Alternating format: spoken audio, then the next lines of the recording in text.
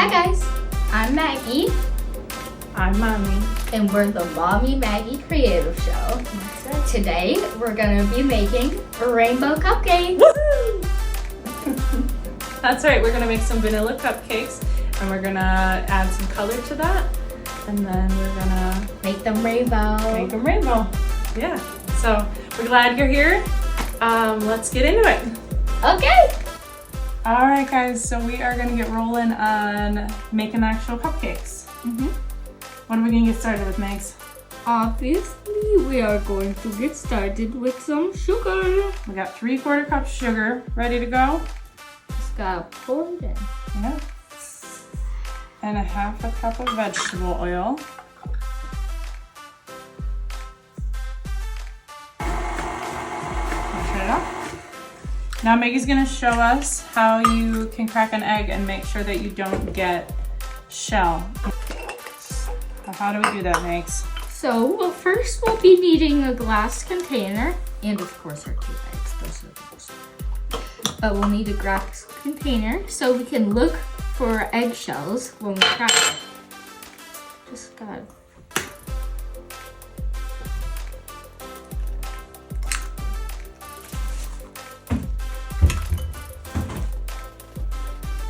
How's it looking, Maggie? None. I'll go ahead and dump that one in there and then we can do the other one.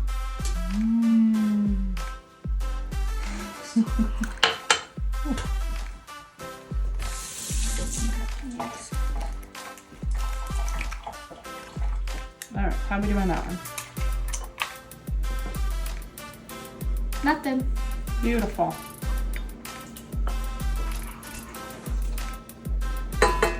Looks scrumptious. Scrumptious. All right. It looks so creamy. Oh, yeah. All right, so you can go ahead, Megs, and add the flour we've got here. Okay. A 1 and a 1/2. 1 1/4. A 1 1/4. And then 1/2 cup of milk. Maggie's gonna get the beater on there and get that rocking and rolling. Next, Oh god, I made like an explosion. You'll get exploding flour if you do it these steps. we got a 1/4 teaspoon of salt.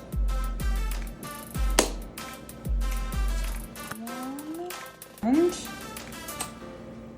3/4. 1 teaspoon. 1 teaspoon plus 3/4 teaspoon. I'm gonna put 3 of these guys. 1. Why don't we just do a 1/2 and then a 1/4? That makes for more dishes.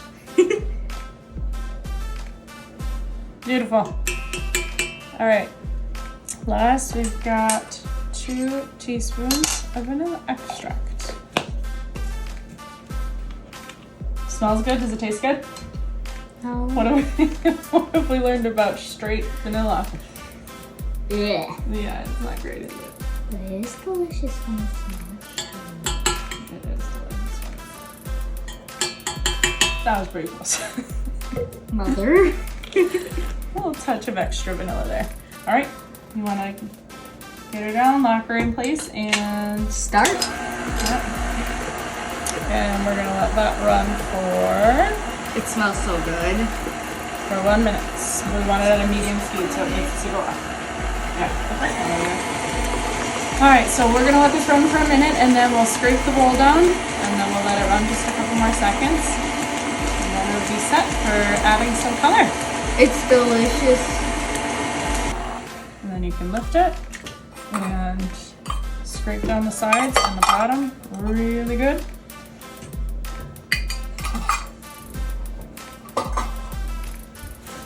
And because Maggie and I are adding color to it, we did not preheat the oven right away when we got started. So once we start adding the color to the batter, it's when we'll get that oven preheated. How we looking? Anything that needs to get mixed in? No. we gotta taste test it, right? Yes. We can't not taste test it. It's impossible. It's impossible. Well, if you get a job at a taste testing factory, That would be amazing. where you taste test.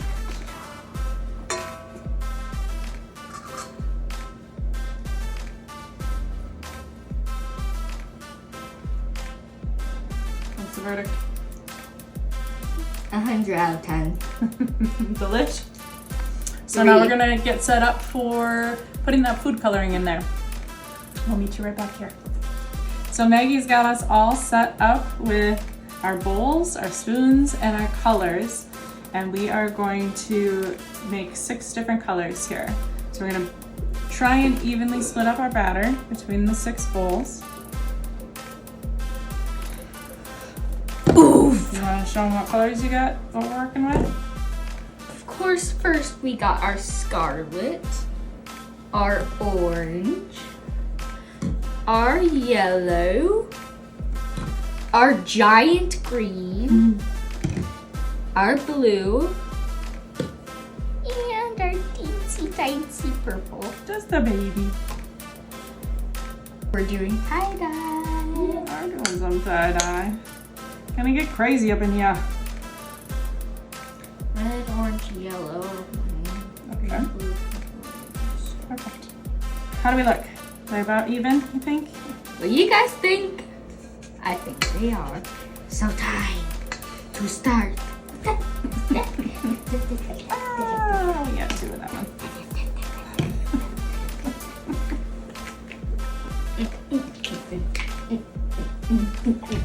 I need a little music. Let's get started. Ooh, the green is vibrant. That is, Pretty. it is pretty. Start with my red. So if you feel like it's close to what you want, then I would leave it. But if it's pretty far off, then you could add another drop. It's pretty far off. All right. Oh yeah, this orange is perfect. So we did preheat the oven to 350, and we got our cupcake tin line. I need some more playful. What is that? It's looking a little gray. A little? There we go. Now we got some purple color coming through. Ooh, this is gonna be so much fun. Look at this red. That's beautiful. Okay, yeah, and this orange needs to be more vibrant too. Of course, I get orange on me for the second time. This orange one is crazy. It's evil. Crazy evil. I will get the tints. I will start filling mine up. Make sure not to add too much food coloring though, because that's not healthy. But it makes it so pretty. It makes it pretty. And if you only have it every once in a while. This orange is not going very... Again. What? Oh man, they're so pretty. And if you guys decide to make the tie-dye, make sure you don't stir it like crazy, because otherwise you're going to be missing out on that really satisfying kind of result. Like a tie-dye shirt. Yeah. Or cookies. So the important part is here that they all have about even amounts in them. Orange is becoming one of my least favorite colors. Do you want to put yellow or red, and then I can add the rest of the purple? Or yellow, and then I can add the rest of the green. Swirl. Now the fun part. Do you ever take it and tear it in half and make a sandwich with the frosting in the center? No. You guys do that? I think we should give it a shot so that we can see inside of our cupcakes. Where'd the orange go? Tis in there somewhere. It's gone. The red killed it. What? It did. But that orange was a vicious one around here. How? Oh, wow. How is the orange one so vicious? Isn't that what you told me? Evil attacking you? Yeah, but our red is a bully color. Oh. Same with blue. The blue colors? Tell me more about that. It means that they overtake other colors. Oh. I don't know if I've ever heard it said that way. That is interesting. You're right. So one thing that Maggie and I want to demonstrate as we're doing these creative projects is that you don't have to be perfect. You don't even have to be good at creative projects to enjoy them. It's just about Having fun. It's just about having fun. It's just about doing the thing, making something, and having fun with it. And that's why we're doing it. We want you to have fun. That's right. Good enough.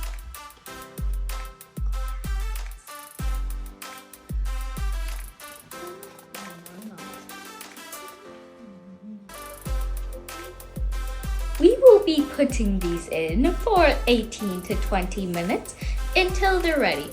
Stick a toothpick inside them, just in case.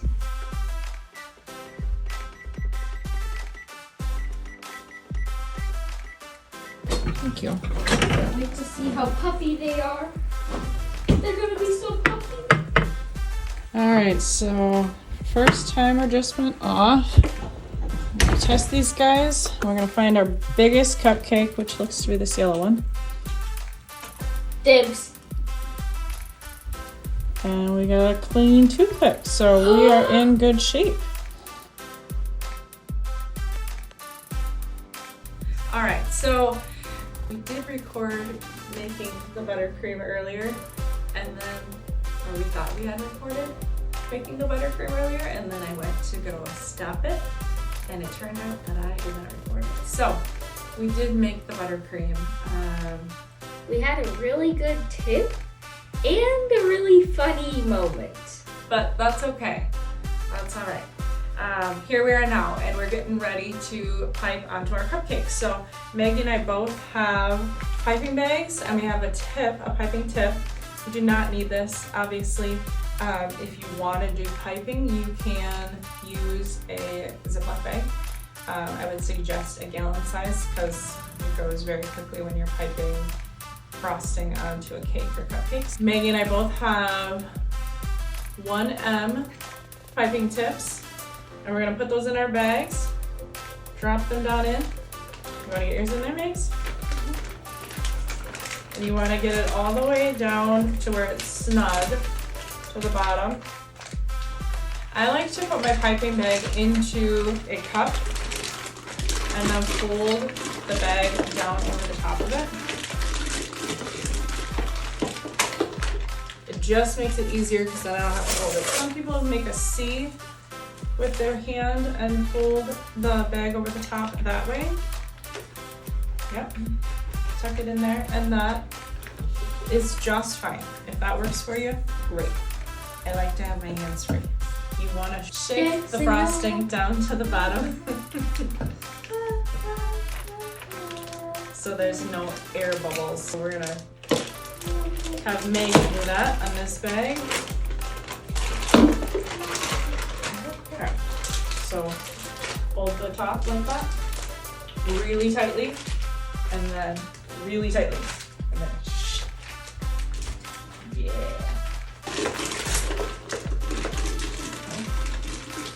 Whoa. Did you hear that? There was air that came up. Cool. Yeah. Oh, stop. We busted a seam. Maybe not quite so aggressive on the swing this time.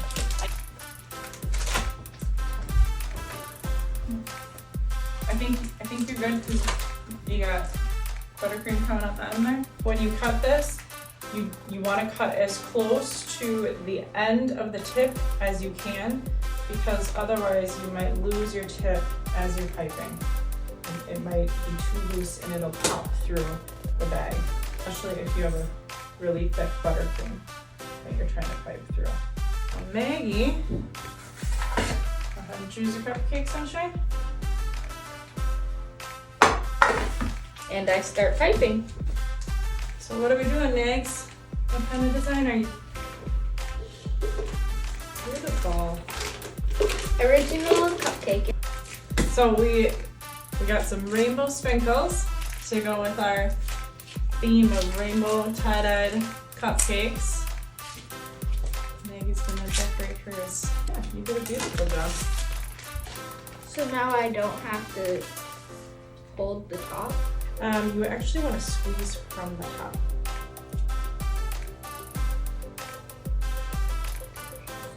Okay. Beautimous. I like it. The spranks. Cute. Ah. Mayday, mayday. Houston, we have frosting on our fingers. I'm gonna say the scarlet is actually my favorite one. Yeah, that did turn out really pretty. Look at it. It's like a little flower. Oh, that's so cool. I gotta try that. I do think we need to get into a couple of them tonight. Because we gotta show the inside of them, right? Gotta choose some tie-dye. Oh, I gotta keep track of which ones are tie-dye. So, It's on the green and blue. you know what I'm gonna do? Green and yellow, green and yellow, green and yellow. Of course. Green and yellow. Can you teach me how to do such pretty designs? Even though my designs They are really pretty. Am I doing it right? Yeah. I do a little extra, On like the top? a second layer in the center, Okay. so that center is often raised a bit. That's right, hopping. Soon popping. All right, so this one is Maggie's. And that one, right hard. Rubber. You guys show me how you make your rose ones. I will do that on my last one so you can see. Okay. Okay. All right, so we start in the center. You ready? You squeeze and you let it kind of build up in the center, and then you move in a circle around it.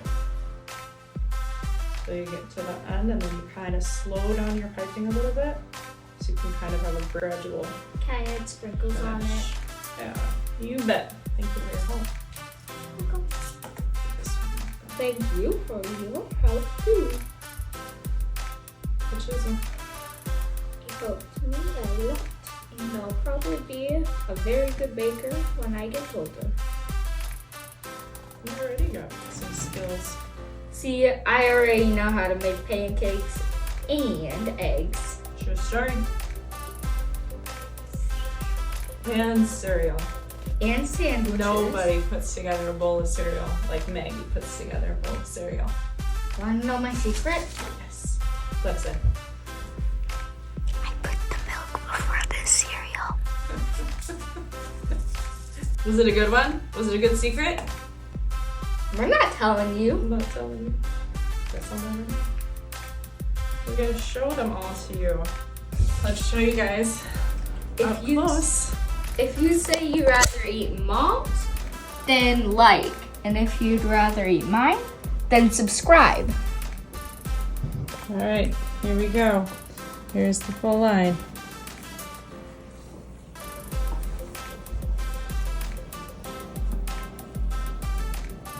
And we get a bonus smile.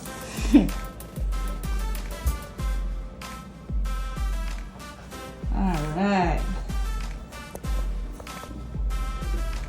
Okay, Megs, you want to grab number 3?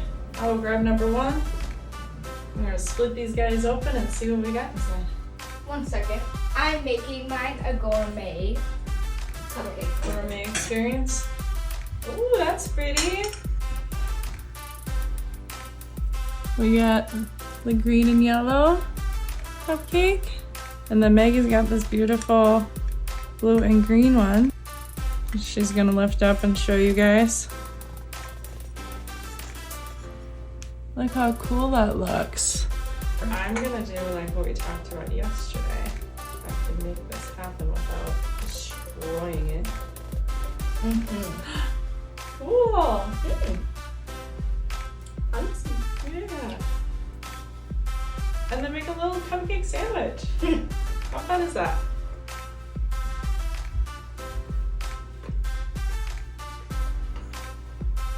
That's a tasty bite. Houston, we have a cupcake. Houston, we have a cupcake. Oh yeah, if you guys were wondering what the tip was, to avoid what we call a flour shower, you put a towel over the mixer.